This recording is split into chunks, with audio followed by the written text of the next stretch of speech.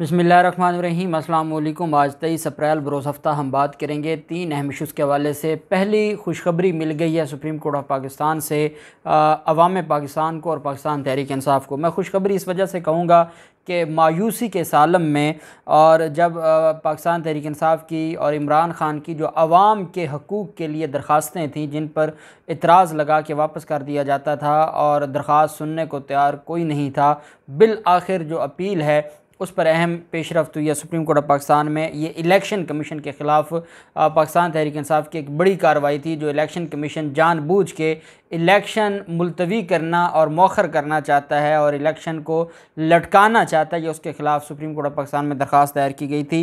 उसकी तफसील मैं आपके साथ शेयर करूँगा। इलेक्शन कमीशन ने भी आज एक प्रेस रिलीज़ जारी की है, क्योंकि इमरान ख़ान ने आज चीफ़ इलेक्शन कमिश्नर से मुतालबा किया कि वो मुस्ताफ़ी हो जाएँ। इलेक्शन कमीशन की तरफ से भी एक आज न्यूज़ शेयर की गई है, वो भी मैं आपके साथ शेयर करूँगा। पहले मैं आपको बताता चलूँ कि इस्लामाबाद हाई कोर्ट में आइंदा माह से अदालती कार्रवाई को लाइव चलाने का एक फ़ैसला सामने आया है चीफ़ जस्टिस अतर मिनल्ला साहब की तरफ से। लाइव से मुराद ये है कि जो वेबसाइट होगी इस्लामाबाद हाई कोर्ट की, उस पर दिखाया जाएगा और महदूद एरिया तक स्क्रीन लगा के जो लोग बाहर होंगे, मैं उसकी मिसाल दूँ कि कमरे अदालत में जब किसी का केस कॉल होता है और वो अंदर जाता है तो उसे कुछ समझ नहीं आता। अगर बाहर स्क्रीन लगी होगी और अंदर केस की हेयरिंग हो रही होगी और हर फरीक अपने केस के बारे में सुन सकता है कि वहाँ पर क्या कार्रवाई हुई है और उनके वकील ने क्या मौक़िफ़ पेश किया है, तो ये एक बात तो बड़ी खुश आइंद है।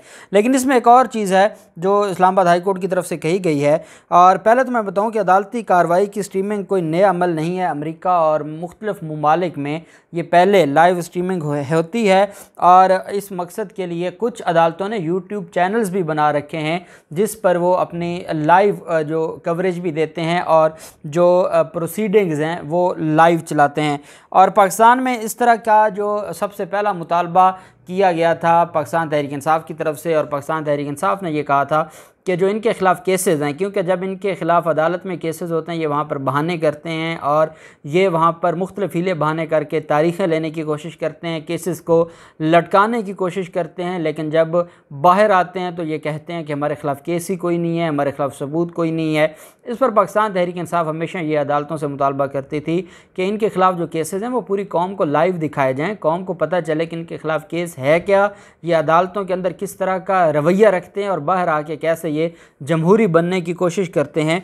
अब ये जो चीज़ें हैं ये सारी की सारी देखना ये है कि इस पर अमल दरामद कैसे होता है। और अदालत ने इसमें यह भी कहा है कि जो फैमिली केसेस होंगे या किसी का कोई प्राइवेट केस होगा फैमिली से रिलेटेड, या अगर कोई फ्रीक ये समझता है कि उसका केस लाइव ना चलाया जाए तो वो भी अदालत से रुजू कर सकता है। अब जैसे मरीम नवाज़ की अपील है, मरीम नवाज़ कहती हैं कि मेरी अपील लाइव स्ट्रीमिंग नहीं होनी चाहिए, वो नहीं होगी।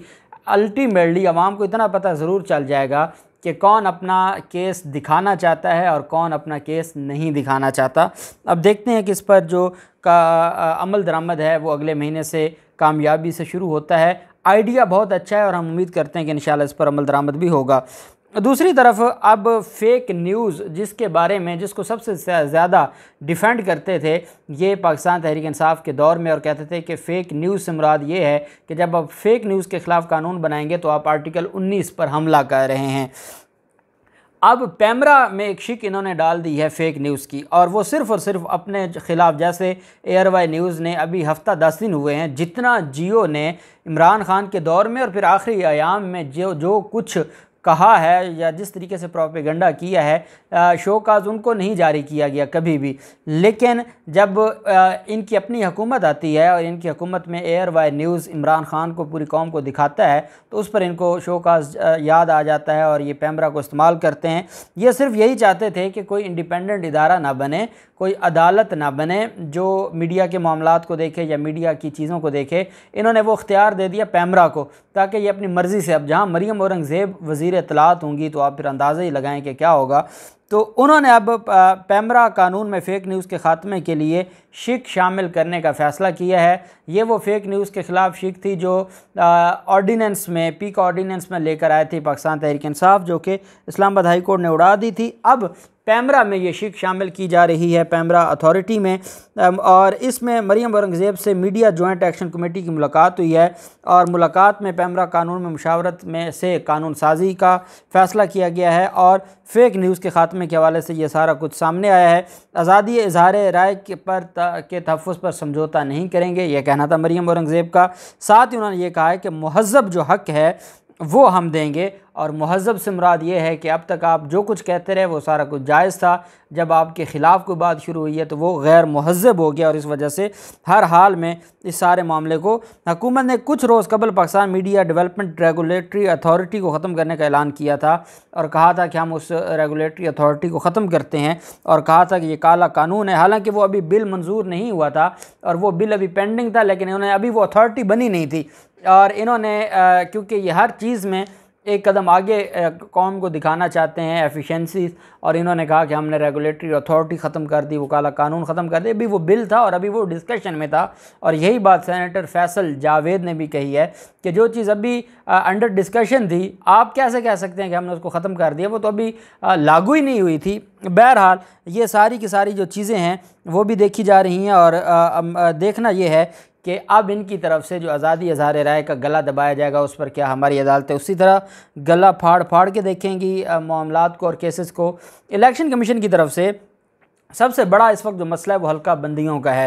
इलेक्शन कमीशन ने उस वक्त हल्का बंदियाँ शुरू कर दी हैं जब कौम इलेक्शन चाहती है, और हल्का बंदियों के लिए आप जानते हैं कि 4 माह का टाइम लिया हुआ है कि 4 माह में हल्का बंदियाँ होंगी, उसके बाद 3 माह में इलेक्शन का टाइम होगा, तो तब इलेक्शन कमीशन ने कहा था हम इलेक्शन करवा सकते हैं। अब इलेक्शन कमीशन की तरफ से ये कहा गया है कि कौमी और सूबाई असम्बलियों के हलकों की इब्तदाई हल्का बंदियाँ 24 मई तक मुकम्मल कर ली जाएंगी, और साथ उनकी तरफ से ये भी कहा गया है कि हल्का बंदियों पर काम 11 अप्रैल से 3 अगस्त तक जारी रहेगा। इलेक्शन कमीशन के शेड्यूल के मुताबिक तमाम कौमी और सूबाई असम्बलियों की हल्का बंदियाँ आइन और कानून के मुताबिक मुकम्मल हो जाएंगी। चारों सूबों और इस्लामाबाद के लिए कायम हल्का बंदियों की ट्रेनिंग जारी है।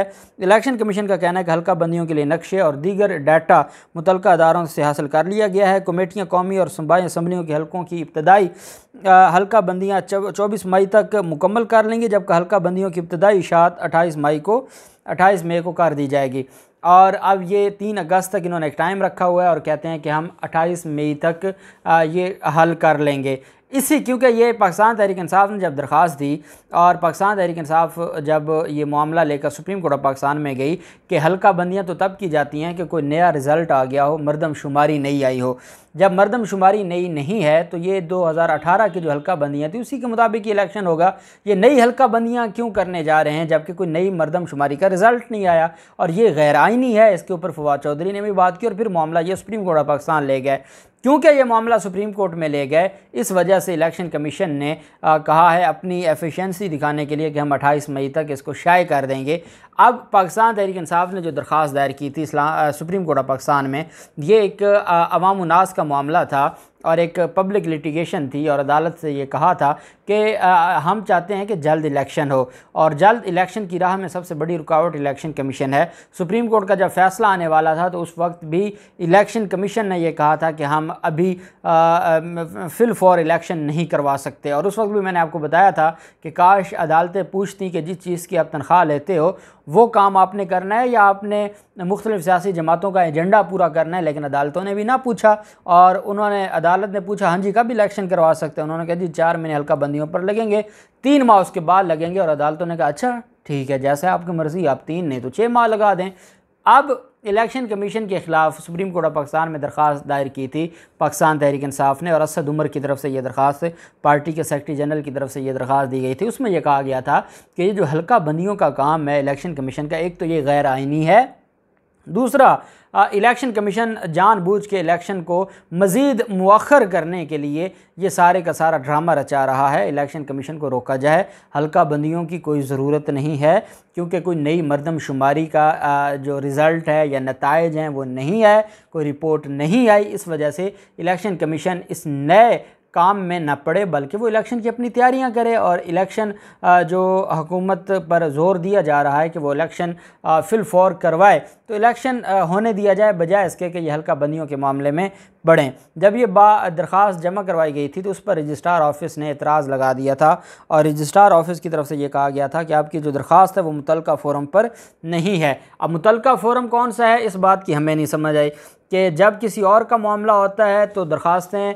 आधी रात को भी, इतवार के दिन भी दायर हो जाती हैं और उन दरख्वास्तों पर अमल दरामद होता है। लेकिन जब पाकिस्तान तहरीक इंसाफ की दरख्वास्त आती है तो मुतल्लका फ़ोरम कौन सा है, वो इलेक्शन कमीशन है। भाई जिसके ख़िलाफ़ आ रहे हैं तो उसको तो नहीं ना दरख्वास्त देनी थी। अब अगर इलेक्शन कमीशन का कोई गैर कानूनी या गैर आइनी इकदाम है, उस पर उन्होंने एक नोटिफिकेशन जारी कर दिया हल्का बंदियों का, तो उस नोटिफिकेशन को किसी अदालत में चैलेंज किया जाएगा ना, वो कोई उसी फोरम पर तो नहीं चैलेंज किया जाएगा।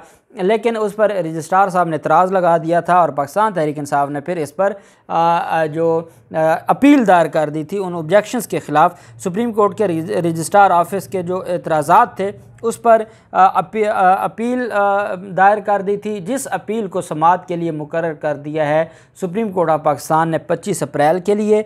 और चीफ़ जस्टिस उमर अता बंदयाल साहब ने ऑफिस एतराज़ात के ख़िलाफ़ तहरीक इंसाफ की अपील समाअत के लिए मुकर्रर की है। जस्टिस एजाज़ुल हसन साहब 25 अप्रैल को तहरीक इंसाफ की अपील पर चैम्बर में समाअत करेंगे, और अगर तो वो अपील मंजूर कर लेंगे तो ये केस फ़िक्स कर दिया जाएगा अदालत में, और अगर वो ख़ारिज कर देंगे तो फिर भी ये 2 रुकनी बेंच के पास अदालत में केस लग जाएगा चैम्बर के बाद। और अब देखना ये है कि इस पर सुप्रीम कोर्ट ऑफ पाकिस्तान की तरफ से इतना ज़रूर है कि जो एतराज़ लगाया गया था उस पर जल्द समाअत के लिए मुकर्रर किया जाना, ये भी मैं समझता हूँ कि एक तरह से, क्योंकि हमने इसी निज़ाम में रहना है, हमने इसी निज़ाम को देखना है और इसी निज़ाम में अपनी जिद्दोजहद करनी है, स्ट्रगल करनी है, अपने लिए कौम के लिए रिलीफ लेना है। इसी वजह से ये दरख्वास्त दायर की गई थी और इसी वजह से आज इमरान खान ने सुप्रीम कोर्ट से मुतालबा किया है, और किससे किया जाए, फिर कोई और इदारा बचता नहीं है।